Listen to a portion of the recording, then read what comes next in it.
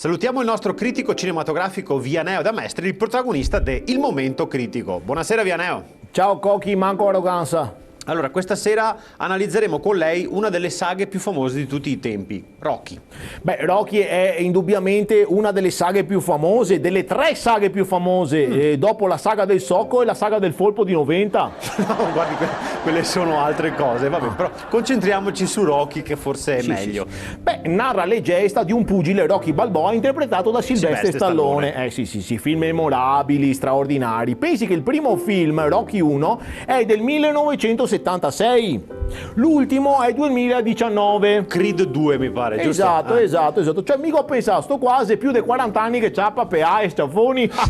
Pugni soprattutto. Vabbè, però ci sono state delle scene memorabili entrate nell'immaginario collettivo, no? Beh, ovvio, una scena memorabile è quella che io chiamo Antonio.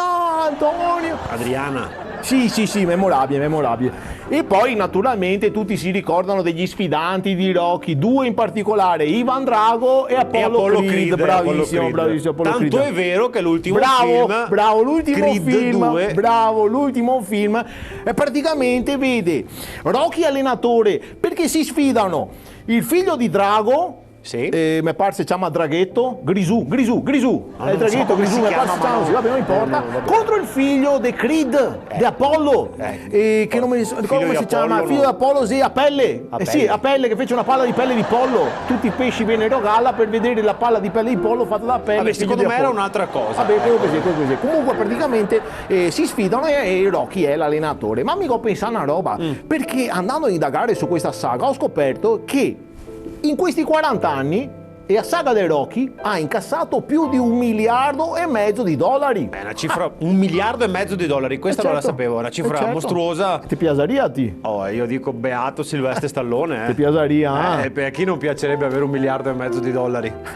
Se ti vuoi, è facile, amore. Come ti ciappo a pugni per i prossimi 40 anni? No, io guardi, lascio. Arrivederci al Momento Critico e al nostro critico Vianeo da Mestre. Neanche una sciaffa? E anche la saga del Tresto cos'è? Bravo, ma sei al quarto posto secondo me. No, è tante saghe.